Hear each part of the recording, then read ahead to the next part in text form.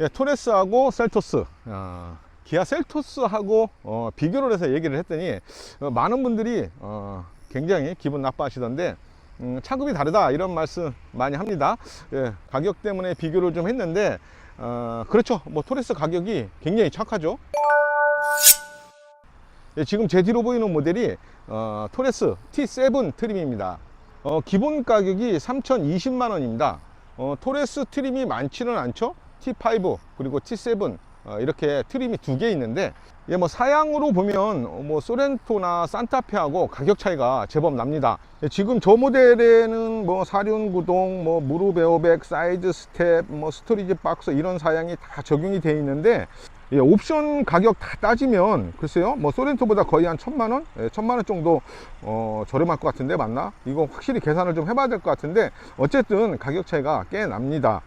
뭐 크기는 중형급인데 가격은 준중형급, 뭐 이렇게 보면 될 것 같죠. 이제 그게 최고 매력인 것 같아요. 가성비가 이제 워낙 좋다 보니까 지금 토레스 사전 계약 대수가 거의 뭐 5만 대 가까이 된다고 합니다. 정말 대박이죠.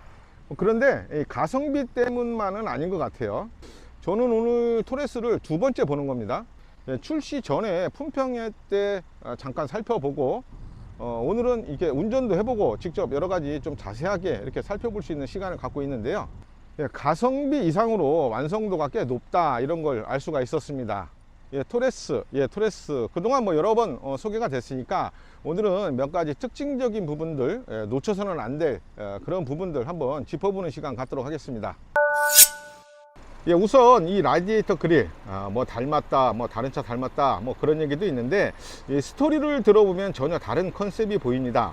토레스라는 차명이 칠레에 있는 국립공원이죠. 뭐 토레스 델 파이네에서 가져왔다는 거 다 아실 텐데요.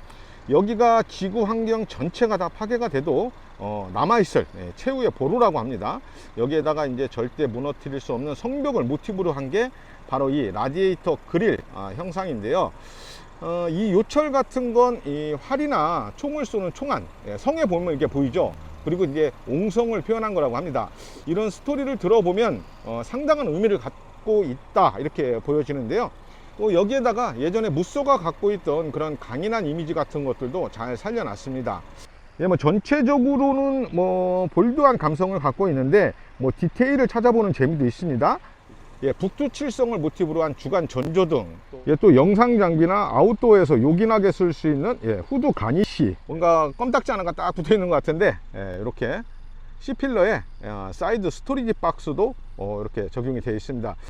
그리고 이 리어 램프의 그래프가 태극기에 건곤 감리 컨셉을 가져왔다고 합니다. 이게 앞으로 나올 쌍용차에 이게 다 적용이 될 거라고 하는데, 어쨌든 굉장히 독특한 그런 모습을 하고 있죠. 또 테일게이트에도 이렇게 좀 가니쉬를 더해서 경쟁차하고는 전혀 다른 굉장히 볼드한 그런 느낌을 주고 있습니다. 시승차에는 지금 20인치 타이어 장착이 되어 있습니다. 이건 옵션입니다. 17인치도 있고 18인치도 있고 그리고 20인치 선택을 하실 수가 있습니다. 20인치 휠에 어떤 그런 디자인 같은 것들도 상당히 거칠면서도 SUV가 갖고 있는 그런 특징들을 그런 강한 인상을 주는데도 도움이 되고 있습니다. 그리고 여기 사이드 스텝도 보이죠? 이런 클리딩 같은 것도 차체 전반을 쫙 이렇게 감싸면서 돌고 있기 때문에 이런 것들이 SUV다, 나는 SUV다, 이런 어떤 차종의 특징 같은 것들을 잘 살려주고 있는 것 같습니다. 자, 엔진룸 한번 보겠습니다. 오, 뭐 가솔린 엔진이다 보니까 지금 굉장히 정숙하게 안정적인 어떤 그런 진동 소음 나고 있고요.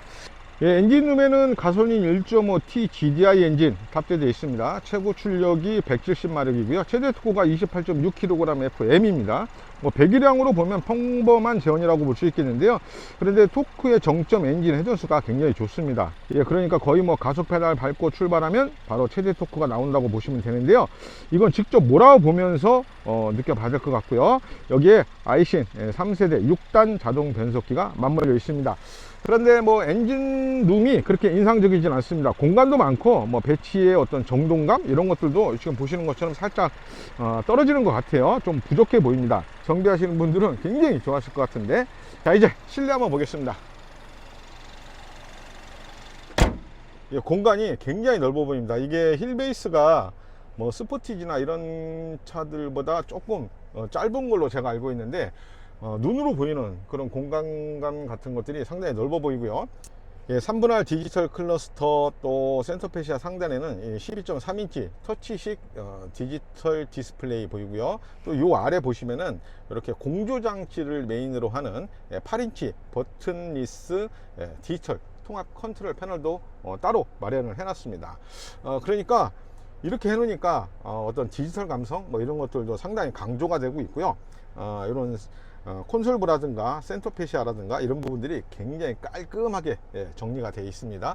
뭐 디스플레이 자체도 굉장히 세련되어 있지만 폰트나 뭐 배경색 뭐 이런 것들도 세련된 감성을 줍니다. 특히 이 클러스터가 굉장히 좀 슬림하고 이게 낮게 포지션을 해놔서 전방 시야가 아주 좋습니다. 전방 시야가 아주 좋은데 뭐 작은 변화지만 세심한 배려로 보이고요. 대신에 이게 내비게이션 위치가 조금 아래쪽으로 이렇게 있다 보니까 운전을 하면서 좀 이렇게 시각적으로 약간 시선을 아래로 두는 그런 불편함은 좀 있는 것 같아요.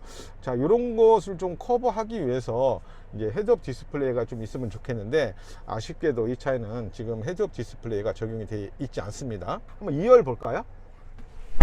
와, 오늘 날씨가 무지하게 더워서 센터 패널이 이게 지금 4륜구동이다 보니까 센터 패널이 조금 살짝 올라와 있네요. 그리고 앞좌석하고의 어떤 그 무릎 공간이라든가 이 머리 공간 이런 것들은 굉장히 충분하게 이렇게 확보가 되어 있습니다. 와, 여기 햇빛 가리개도 다 있고요. 햇빛 가리개도 양쪽으로 다 이렇게 되어 있습니다. 진짜 시원하네요. 어떻게 1열보다 2열이 더 시원한 것 같아요. 굉장히 시원합니다. 천장의 마감 같은 것들이 그렇게 막 두텁게 이렇게 되어 있는 것 같지는 않습니다. 상당히 좀 가볍게 마무리가 됐다라는 생각이 들고요. 이런 손잡이나 이런 것들 전부 다 플라스틱 재질로 해놨습니다. 2열에도 이렇게 도어 안쪽에 가니쉬 같은 거를 굉장히 세련되게 적용을 해놔서 2열에서 느끼는 어떤 그런 고급감 같은 것들도 잘 느낄 수 있고요. 2열이 뭐 리클라이닝이나 뭐 이런 건 되지 않습니다. 대신 이제 폴딩만 되는 거거든요. 폴딩이 이렇게 6대4로 폴딩이 됩니다. 6대4로 폴딩이 되면 지금 보시는 것처럼 굉장히 넓은 트렁크 공간이 나오거든요. 트렁크 공간도 한번 살펴볼 수 있도록 하겠습니다. 테일게이트 핸들이 여기 이렇게 있죠. 그래서 이걸 열면은 꼭 이렇게 옆으로 열릴 것 같은데 옆으로 열리진 않습니다. 이것도 똑같이 위로 열리죠. 위로 열리고, 제가 지금 2열 시트를 폴딩을 해놨는데 정말 넓어 보입니다. 굉장히 넓어 보이죠. 이렇게 양 옆으로 또 공간이 있네요. 굉장히 넓은 수납 공간이 또 하나 별도로 되어 있습니다. 이렇게 안쪽에 트레이를 좀 나눠놔서 작은 용품 같은 것들을 굉장히 깔끔하게 보관할 수 있도록 이렇게 또 해놨습니다. 이런 건 굉장히 잘 해놓은 것 같은데, 어쨌든 트렁크 공간이 휠베이스가 지금 이 차가 제가 알기로는 2680mm, 이 스포티지보다도 조금 작습니다. 그런데 골프백 4개 그리고 보스턴백 4개 정도는 실을 수 있어 보입니다. 저 2열 폴딩 하지 않아도 충분히 그런 수납이 가능할 것 같고요. 뭐 T7 기본 용량이 703L, 2열 접으면 1662L니까 충분한 공간을 갖고 있습니다. 뭐 트렁크 공간 이 정도면 됐죠. 이거보다 더 크면은 뭐 짐차지, 짐차. 굉장히 알맞은 사이즈를 갖고 있다, 이렇게 보시면 될 것 같아요. 이 도어 핸들이 정말 독특하네. 그냥 밖에서 볼 때는 이렇게 딱 열면은 요렇게 열릴 것 같은데 이렇게 위로 열리는 겁니다. 이런 것들이 옛날에 뭐 무쏘나 옛날 SUV들이 갖고 있던 그런 감성 같은 것들을 저런 디자인 하나로, 저런 아이디어 하나로 좀 살려놨다, 뭐 이런 부분들도 좀 특징으로 볼 수 있을 것 같아요. 그리고 제가 실내 살펴보면서 정말 마음에 든 게 크고 작은 수납 공간이 굉장히 많았다는 겁니다. 여기 보시면 이렇게, 그리고 이게 센터 콘솔에도 보면은 이렇게 보통은 2개잖아요. 2개를 보관할 수 있는 그런 포켓이 있는데, 요건 이렇게 3개의 컵홀더를 만들어 놨습니다. 이런 것들도 하나의 특징이 될 수 있을 것 같고요. 지금 고속도로 뭐 이런 것도 이런 식으로 딱 보관하면 되고, 여기 보면은 또 스마트폰 충전 할 수 있는, 무선 충전할 수 있는 것도 있습니다. 여기 보시면 또 이렇게 이것도 뭐 굉장히 많이 말씀들을 하시는데, 보통 롤스로이스 같은 거 보면은 우산 꽂혀 있잖아요. 우산 꽂혀 있는데 여기는 지금 이렇게 비상시 사용할 수 있는 토르의 망치 같은 것이 하나 딱 있습니다. 이게 조명이 들어와서 비상 상황에서 안에서 이렇게 유리도 깨고 또 이렇게 조명도 역할을 할 수 있는 그런 소품이 하나 여기 딱 롤스로이스 우산처럼 이렇게 딱 들어가 있습니다. 이런 건 그냥 작은 아이디어인데, 보통 이런 거 따로 보관하고 다니다 보면은 어디에 놨는지도 잘 모르고 그럴 때가 많은데, 이렇게 해 놓으니까 좀 응급 상황이나 이랬을 때 굉장히 요긴하게 사용을 하실 수가 있을 것 같습니다. 조용합니다. 가솔린이니까 쌍용차 가솔린. 암네스티에 요 에어벤트가 이렇게 있으니까 꼭 뭔가 하나 여기다가 이렇게 불안하게 하나 놔둔 것 같다는 그런 생각이 좀 드네. 아까 말씀드린 것처럼 전방의 시야가 굉장히 좋습니다. 대시보드 전체가 굉장히 낮게 포지션이 돼 있고, 그러다 보니까 전방 시야가 아주 뻥 뚫려 있습니다. 그냥 보통 클러스터 베젤이 이렇게 불쑥 올라오고 뭐 이러다 보면 조금 가려지는 부분이 있을 수 있는데, 그런 거 없이 그냥 다 100% 윈드글라스가 거의 뭐 100% 개방이 되어 있다 보니까 시야가 정말 좋습니다. 그리고 스티어링 힐의 위치라든가 이런 것들도 전반적으로 한 포인트씩 이렇게 낮게 디자인이 되어 있기 때문에 굉장히 시야가 좋다는 거 하나의 큰 장점으로 둘 수 있겠는데, 파워트레인 제원은 앞에서 설명을 드렸죠. 출력이나 토크 수치가 낮은 편이어서 뭐 살짝 걱정을 했는데 크게 염려하지 않아도 될 것 같습니다. 사실 뭐 우리나라 도로에서 이 정도 제원이면 어디든 무리 없이 갈 수 있고요. 최대 토크 엔진 회전수 범위 얘기했잖아요. 아주 낮은 RPM에서 최대 토크가 나오기 때문에 가속 페달을 누르는 기분이 아주 좋습니다. 가속감, 또 반응, 이런 모든 것들이 아주 분명하고 즉각적으로 이렇게 나타납니다.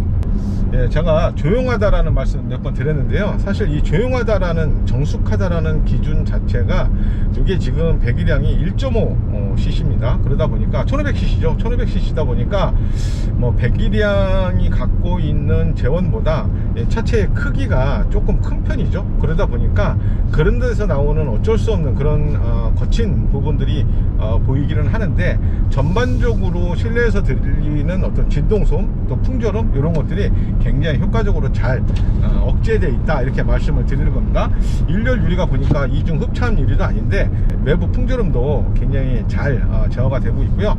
바닥에서 올라오는 소음이라든가 또 차체의 어떤 그 약간 엔진의 진동소음 뭐 이런 것들이 실내로 유입되는 뭐 그런 스트레스는 전혀 느낄 수가 없습니다. 그런 거 굉장히 마음에 들고요. 사실 승차감이라는 게 뭐 바닥에서 올라오는 뭐 떨림이라든가 소음, 풍절음, 또 엔진 진동소음 뭐 이런 거 하고 차체 움직임 같은 거 전부 종합해서 뭐 얘기를 하는 건데, 전체를 평가해도 뭐 크게 흠잡을 것은 없는 것 같습니다. 엔진이나 변속기의 구성 뭐 이런 것들이 조금 아쉬운 부분은 있습니다. 배기량을 좀 더 키워도 됐을 것 같다는 생각이 좀 들고, 요즘 뭐 6단 자동 변속기 뭐 이런 것들도 아무리 아이신 거지만 좀 다단화되는 그런 추세인데, 그런 것들도 좀 살짝 아쉽긴 한데, 이런 것들이 메커니즘이 잘 돼 있기 때문에 크게 이렇게 거슬리는 부분은 없다, 이렇게 말씀을 드릴 수 있을 것 같아요. 주행 모드는 노멀, 또 스포츠, 또 윈터 모드로 설정이 가능한데요. 노멀하고 스포츠 모드의 변별력이 그렇게 뭐 크지는 않습니다. 페달 반응이 조금 빨라지는 정도, 그 정도로 보시면 될 것 같고요. 뭐 이 코너링, 이 코너링 할 때 생각보다 굉장히 안정적입니다. SUV 차종이라는 어떤 그런 특성에도 불구하고 굉장히 안정적으로 이 코너링 같은 거 공략이 가능하다, 이렇게 얘기할 수 있겠는데요. 이 안전사양 같은 것들도 잘 갖춰놨죠. 인텔리전트 어댑티브 크루즈 컨트롤을 포함한 쌍용차는 이게 딥 컨트롤이라고 부르는 에이다스 시스템 잘 적용이 되어 있고요. 여기에다 이제 무릎 에어백을 포함해서 8개의 에어백이 적용이 되어 있는데, 이게 동급 경쟁차 중에서는 가장 많은 에어백이 장착이 되어 있다고 합니다. 근데 보니까 무릎 에어백은 옵션입니다. 이게 그냥 기본 사양은 아니고요. 무릎 에어백은 옵션이라는 거 참고하시면 될 것 같습니다. 자, 이런 안전사양도 잘 갖춰놨는데, 저는 개인적으로 이런 안전사양 못지않게 강판에 대한 어떤 그런 믿음 같은 것들이 좀 있습니다. 토레스는 차체의 78%의 고장력 강판을 썼다고 하는데요. 이게 이것도 역시 이제 동급 모델 중에서는 가장 많은 사용 비율이라고 합니다. 아무래도 이런 고장력 강판을 많이 사용하게 되면, 물론 이제 뭐 충돌 안전성이라든가 이런 부분에도 도움이 되겠지만, 차량의 어떤 내구성, 또 뒤틀림 강성, 뭐 이런 전반적인 어떤 바디의 강성을 다 높여주기 때문에 주행을 할 때 느끼는 어떤 약간 흐트러짐, 뭐 이런 것들도 굉장히 견고하게 잡아줄 수 있고요. 또 전복이라든가 다른 어떤 안전사고에 대비해서도 굉장히 그런 높은 강성의 고장력 강판이 기여하는 것들이 굉장히 많거든요. 그리고 차량 내구성에도 영향을 주고요. 이렇게 전반적으로 고장력 강판이 가져오는 그런 효과 같은 것들이 상당히 넓은 범위에서 나타나기 때문에, 고장력 강판을 얼마나 많이 썼느냐 안 썼느냐 이런 것들도 차량의 어떤 종합적인 상품성을 판단하는데 굉장히 중요한 기준이 되거든요. 차 구매하실 때 이런 부분도 조금 좀 주의해서 살펴보시면 도움이 많이 될 것 같습니다. 한 가지 좀 아쉬운 게 있습니다. 이 제동력은 조금 답답한 편입니다. 그러니까 충분한 안전거리를 확보하고 제동을 하셔야 될 것 같다는 생각이 좀 듭니다. 이게 대박을 치고 있구나 하는 생각이 든 게, 가는 데마다 사람들 관심이 정말 대단합니다. 뭐 어떤 분은 이게 수입차냐 이렇게 물어보시는 분도 계셨는데, 특히 이제 젊은 분들이 굉장히 많은 관심을 가지시더라고요. 이게 무엇보다 처음 보는 디테일에 많은 관심을 가졌습니다. 이렇게 후드에 있는 이런 것들이 뭐 하는 거냐, 또 이렇게 범퍼에도 보면 빨간색 후크 같은 것들이 있는데 그런 것들도 뭐 하는 거냐, 또 이는 스토리지 박스 뭐 하는 거냐. 아무래도 기존의 다른 차에서는 볼 수 없었던 그런 간이시다 보니까 관심을 많이 보이시는 것 같고요. 또 뭐 쌍용차 잘 됐으면 좋겠다, 이거 많이 팔려서 요즘 많이 팔린다고 하는데 이런 거 잘 팔려서 잘 됐으면 좋겠다, 이렇게 응원을 하시는 분들도 의외로 상당히 많았습니다. 뭐 그런 거 볼 때 쌍용차가 지금 토레스 하나를 가지고 거의 뭐 5만 대가량 사전 계약이 됐다고 하니까, 뭐 이런 부분들이 아무래도 쌍용차의 앞으로의 미래 같은 것들을 조금 더 밝게 해주는 그런 것 같아요. 요즘 뭐 인수 작업 같은 것들도 상당히 순조롭게 잘 진행이 되고 있고 하니까 많은 기대를 갖게 하고 있습니다. 아무래도 사전 계약이 많이 몰리다 보니까 출고가 이제 상당히 많이 늦어지고 있는 것 같아요. 그런 어떤 뭐 댓글 같은 거 보면은 뭐 1년도 기다리겠다 뭐 이러신 분들도 있기는 한데, 쌍용자동차가 좀 이제 그런 부분에 좀 신경을 써서 좀 하루라도 빨리 좀 빨리 소비자들이 원하는 차를 좀 출고할 수 있도록 그런 부분에 노력을 좀 하셔야 될 것 같고요. 그리고 아무래도 이게 이제 신차다 보니까 혹시라도 나올 수 있는 그런 문제 같은 것들이 있거든요. 그런 것들도 쌍용자동차가 좀 소비자 입장에서 좀 더 적극적으로 대응을 해서 어떤 고객 만족도 같은 것들을 높여나가는 그런 노력도 많이 해야 될 것 같습니다. 예전에 티볼리 같은 거 신차 효과가 막 1년, 2년 막 이렇게 갔잖아요. 토레스도 그런 신차 효과가 1년, 2년 이렇게 장기적으로 좀 이어져 가면서 앞으로 나올 코란도의 어떤 후속 모델하고 좀 잘 조화가 돼서 쌍용차가 좀 더 잘 됐으면 하는 그런 바람을 갖게 합니다. 쌍용자동차 토레스, 세상에 없던 신차 토레스, 오토월드 김웅식 기자였습니다. 감사합니다.